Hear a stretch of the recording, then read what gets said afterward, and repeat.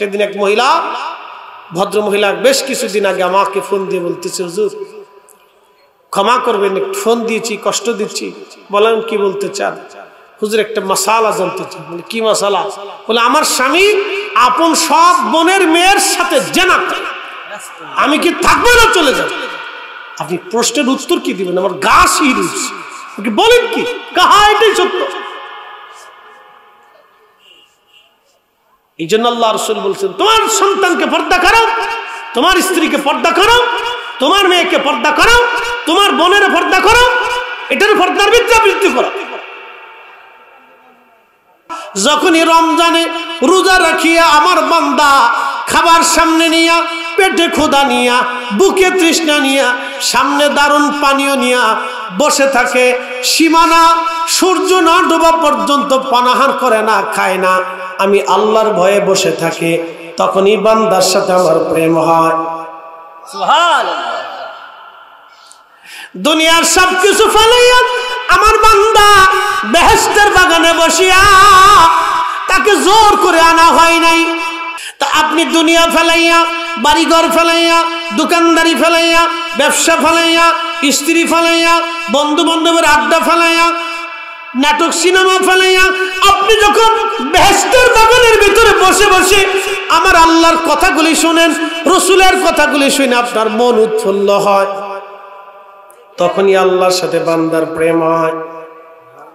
সুবহানাল্লাহ। আসতে হলো না?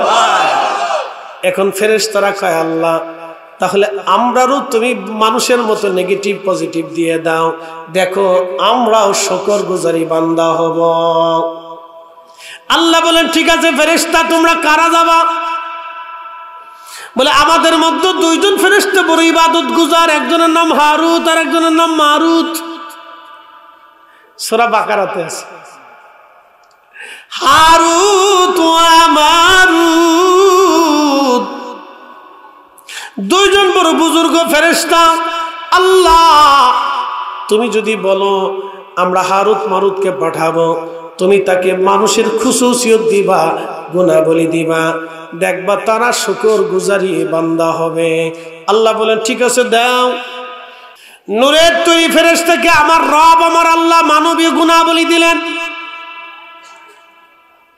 ক্ষুধা দিলেন, খাবার দিলেন, পায়খানা দিলেন, পেশাব দিলেন, কান্না দিলেন, বেদনা দিলেন, দুঃখ দিলেন, আশা দিলেন, আকাঙ্ক্ষা দিলেন, যাতনা দিলেন, ভালোবাসা দিলেন, বিয়োগ দিলেন, বিচ্ছেদ দিলেন, ইচ্ছা দিলেন, অনিচ্ছা দিলেন, আশা আকাঙ্ক্ষা, রিয়া, কামনা, বাসনা, হিংসা, অহংকার, অহমিকা, পজিটিভ নেগেটিভ মানুষের যত গুণ আছে সব গুণ আল্লাহ দিলেন।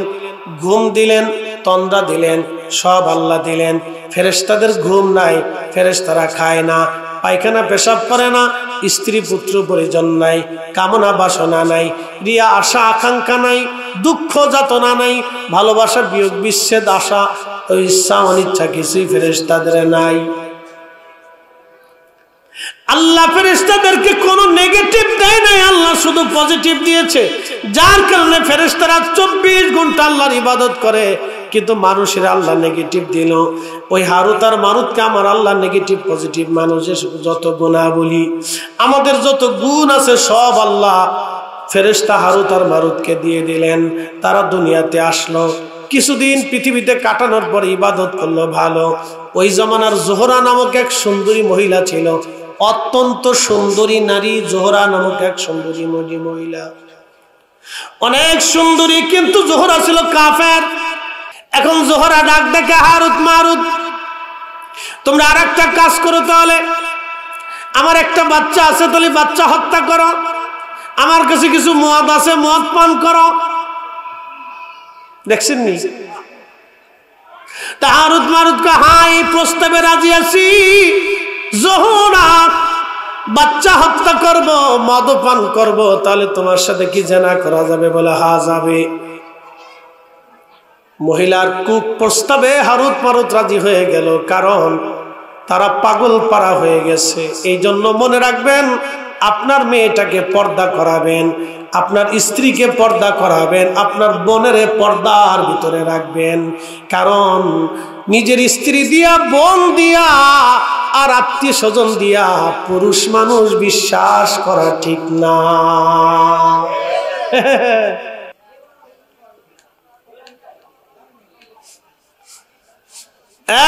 বাজিতপুরবাসী মনোযোগ দিয়ে কথা শুনে যাবেন। আজ হারুত আর মারুত দুইজন প্রস্তাবে রাজি হয়ে গেল। একটা পর্যায়ে তারা জেনা করলো, মদ পান করলো, ওই ছোট্ট বালকটাকে হত্যা করলো। তারা মদ পান করলো, জেনা করলো। জেনা যখন করছে আমার রব ডাক দিয়ে বলেন, হারুত আর মারুত, যেই জন্য তোমরা দুনিয়াতে গেছো তোমরা পরীক্ষায় ফেল, তোমরা জেনা করে ফেলছো। আর তার মানুষ সেজদা করে রাব্বি ভুল হয়ে গেছে। আল্লাহ ডাক দেখে, হারুত তোমাদেরকে নূরের তৈরি করে বানিয়েছিলাম আমি আল্লাহ পাক, আমি পাক ছাড়া কবুল করি না। আমার নবী পাক, আল্লাহ নবী পাক, পাক ছাড়া আল্লাহ নবী কিছু কবুল করে না। মনে রাখবেন, না পাক আল্লাহর কাছে পবিত্র আল্লাহর কাছে কবুল হয় না। এই জন্য রোজা রাখে কেউ যদি সুদের টাকা দিয়া খেজুর কিনে ইফতার করে রোজা হবে না। কেউ যদি রোজা রাখিয়া গরিবের হাত নষ্ট করিয়া অন্যের টাকা মারিয়া দিয়া, রাষ্ট্রের সম্পদ মারিয়া দিয়া, ওই টাকা দিয়া খাসির গোশত কিনে বিরিয়ানি রান্না করে খায়, খেজুর কিনে খায়, ইফতার করে বানিশ দামি শরবত দিয়ে ইফতার করে, আল্লাহর কসম করে বলি রোজা হবে না, হবে না, হবে না। কথা বলেন ঠিক কিনা? এ তো আমি ফেরেশতাদের কথা বললাম, ফেরেশতারাই পরীক্ষায় ফেল। কি কথা কর না কেন? পরীক্ষায় ফেল। পরীক্ষায় কি শেষ? আল্লাহ বলেন, হারুত মারুত দুনিয়ায় শাস্তি চাও না আখিরাতে চাও?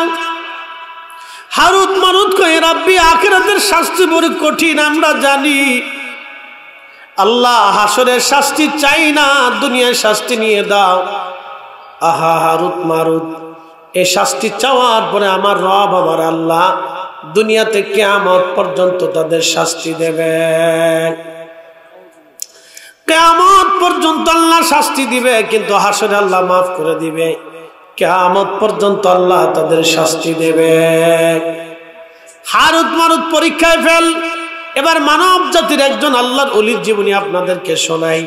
দেখেন মানব জাতি কি করে আল্লাহর সাথে পাশ করে, আল্লাহকে খুশি করে। দেখেন ইমাম আবুল ফারাজ ইবনুল জৌজি 900 বছর আগে তার কিতাবের মধ্যে লেখেন, মুসা আলাইহিস সালামের জমানায় বৃষ্টি হয় না, বহুদিন বৃষ্টির অভাবে উম্মতের কষ্ট হয়।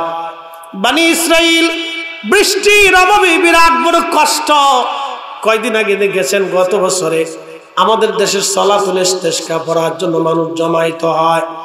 মুসা নবী বললেন, আমার উম্মত রে বনি ইসরাইল, তাহলে তোমরা আসো, বিরাট বড় মাঠে প্রান্তরে আমরা একত্রিত হয়ে সলাতুল ইস্তেসকার নামাজ পড়ি, এরপরে রবের দরবারে দোয়া করি।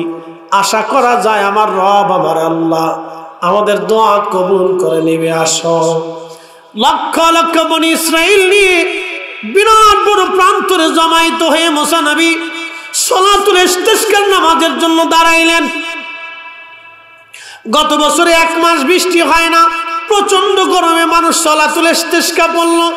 আমাদের উত্তর দক্ষিণ বঙ্গগুলিতে সলাতুল ইস্তেসকা হলো, 6 জনে পরে 2 জন ভিডিও করে। এক অন্ধ ময়দানের এক কোণার মধ্যে চুপচাপ বসা। মুসা আলাইহিস সালাম কাছে যা বলেন, এ অন্ধ, তুমি কি শোনো নাই আমি বলেছি যার একটা গুনাহ আছে তাকে চলে যেতে বলেছি, তুমি কেন অন্ধ এখনো বসে আছো? অন্ধ ডেকে বলে, হুজুর আমি জীবনে কোনো গুনাহ করছি আমার মনে পড়ে না, তবে একটা ভুল আমি করেছিলাম, যদি গুনাহ হয় আমি চলে যাব, আর যদি গুনাহ না হয় আমি বসে থাকবো গো নবী। মুসা আলাইহিস সালাম বলল, কি ভুল করছো বলো?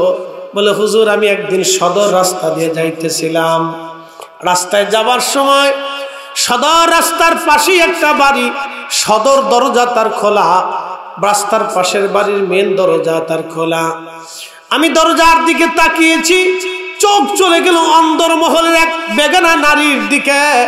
যখন চোখ চলে গেছে আমার, আমি চোখ থেকে ফিরাইয়া চোখকে বললাম, চোখ আজকে তুই এক বেগানা নারীর দিকে আমাকে ঘোরাই নিয়ে গেলি, চোখরে তোরে আর রাখবো না, যাতে কোনোদিন কোনো বেগানা নারী দেখতে না পারিস, আমাকে লালায়িত করতে না পারিস।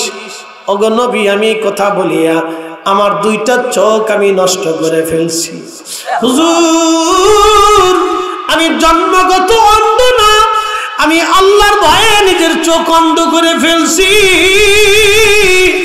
নবী গো, গুনাহ যদি হয় আমি চলে যাব, গুনাহ যদি না হয় আমি বসে থাকবো।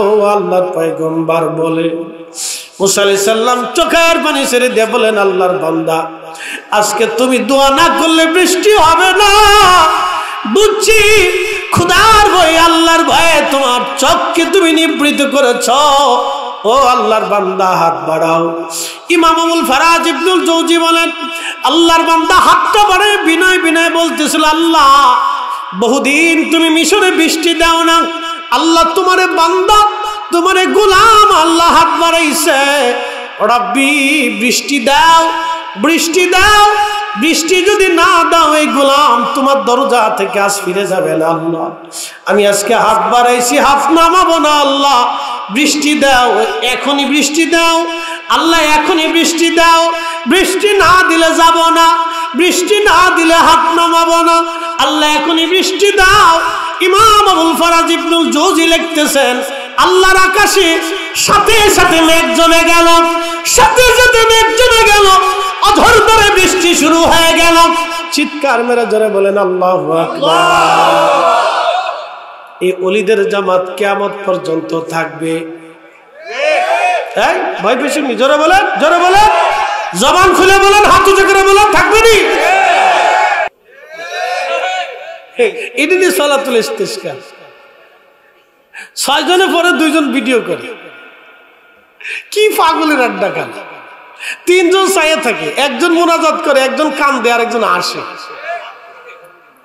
এইটাই সালাতুল ইস্তিসকা নি। সালাতুল ইস্তিসকার মূল হাকিকত হচ্ছে ওই অঞ্চলের সব মানুষ মাঠের ময়দানে উপস্থিত হতে হবে, বাচ্চা কাচ্চা সহ উপস্থিত হইয়া তারা নামাজ পড়বে, তওবা করবে, মাপ চাবে, কান্নাকাটি করতে হবে, সবাই কাঁদতে হবে, আল্লাহ ভুল হয়ে গেছে, আল্লাহ অপরাধ করে ফেলছি, আপনি বৃষ্টি দেন, আল্লাহ আমাদের উপর বেজার হয়ে না, তৈলে বৃষ্টি হয়। 3 জনে নামাজ পড়ে, 2 জনে ভিডিও করে, একজনে কান্দে, একজনে হাসে, আরেকজনে চাইয়ে থাকে, আরেকজনে দেখে যে দেখি কি করে এরা। এলে সালাতুল ইস্তিসকা না। সালাতুল ইস্তিসকা হতে সব গ্রামের মানুষ আসতে হবে, একবারে একজোট হয়ে আসতে হবে, তারপরে তওবা করতে হবে, কান্নাকাটি করতে হবে, তাহলে সে সালাতুল ইস্তিসকা। তো মুসা আলাইহিস সালাম সব উম্মত নিয়ে মাঠের মধ্যে একত্রিত হলেন, নামাজ পড়লেন, দোয়া শুরু করলেন। দোয়া শুরু হয়েছে, দোয়া হয়, দোয়া শেষ, বৃষ্টি নেই, আকাশে 2 একটু টুকরা মেঘ যা ছিল তাও উড়ে সরে চলে গেছে। একসাথে কান আল্লাহু আকবার। আল্লাহ, মেঘ যা ছিল তাও কি হয়ে গেছে, সরে চলে আকাশ ফাঁকা হয়ে গেল। মুসা আলাইহিস সালামের উম্মত বনি ইসরাইলকে, হুজুর হইল কি, চাইলাম বৃষ্টি, আরো ফাঁকা হয়ে গেল। মুসা আলাইহিস সালাম বললেন, শোনো, অপরাধ তোমাদের বেশি, বেশি গুনাহ করে ফেলছে, তোমরা কাজ করো, তোমাদের মধ্যে যার গুনাহ আছে সে চলে যাও, যার গুনাহ নাই সে বসে থাকে। তো অর্ধেক চলে গেল, অর্ধেক বসে রইল। আবার সালাতুল ইস্তিসকা হলো, আবার দোয়া হলো। হযরত নবী মুসা দোয়া শুরু করলেন, বনি ইসরাইল দোয়া শুরু করলেন, দোয়া হচ্ছে, দোয়া হয়, কিন্তু বনি ইসরাইল দেখলো আকাশ পরিষ্কার হয়ে এত পরিমাণে গরম পড়া শুরু করলো, গরম পড়ে একেবারে গরম হয়ে গেল, গরম আরো উত্তপ্ত হয়ে গেল। মুসার উম্মত ডাক দে বলো, আল্লাহর নবী কি হয়ে গেল দেখেন, প্রচন্ড গরমে আরো বিরাট কষ্ট হইতেছে, এখন উপায় কি?